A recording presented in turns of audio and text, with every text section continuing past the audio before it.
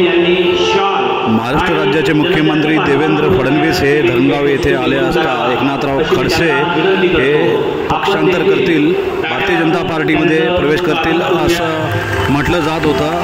अशा बातम्या समोर येत होत्या, किंबहुना असा नॅरेटिव्ह सेट केलं जात होतं. मात्र वास्तविक असं काही झालेलं नाही आहे. एकनाथराव खडसे यांचे कार्यक्रमस्थळी आगमन झाले आणि त्यांना VIP कक्षामध्ये मात्र व्यासपीठावर स्थान न देता सर्वसामान्य लोकांमध्ये किंवा VIP कक्ष म्हटलं गेलं आहे, पण ते प्रेक्षकांमध्ये बसलेले आहेत असं आपल्याला दिसून येत आहे. या संदर्भात एकनाथराव खडसे यांच्याशी प्रतिक्रिया मागितली असता त्यांनी म्हटलेलं आहे की मी शरदचंद्र पवार यांच्यासोबतच आहे आणि मी या गोष्टींना पूर्णविराम दिलेला आहे. मी भारतीय जनता पार्टीत जाणार नाही आहे. आणि हा कार्यक्रम होत असताना हे सुद्धा जाणवलेलं आहे की खडसे पुण्याकेकाळी महाराष्ट्र राज्याचे मुख्यमंत्रीपदाचे दावेदार होते, किंबहुना मुख्यमंत्र्यांच्या मांडीला मांडी लावून बसायचे.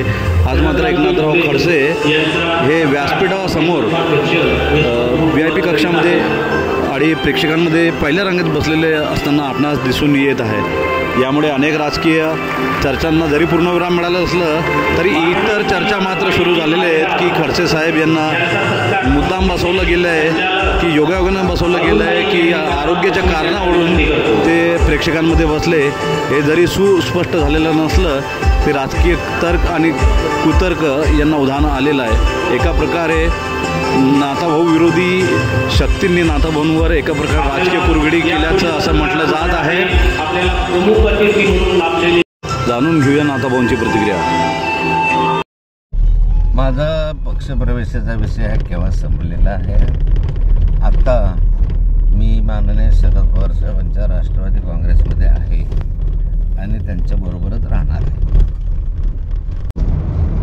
माननीय मुख्यमंत्र्यांचा दौरा जळगाव जिल्ह्यामध्ये धरणगाव येथे आहे आणि त्या ठिकाणी थोर क्रांतिकारक खाजा नाईक यांच्या स्मारकाचं उद्घाटन आहे. तसेच जिल्हा उपरुग्णालयाचा एक शासकीय कार्यक्रम त्या ठिकाणी आहे आणि या कार्यक्रमांसाठी उपस्थित राहण्यासाठी मी जात आहे. या कार्यक्रमामध्ये माननीय मुख्यमंत्र्यांची औपचारिक भेट होईल. त्या ठिकाणी दुसरी काही चर्चा होईल असं मला वाटत नाही.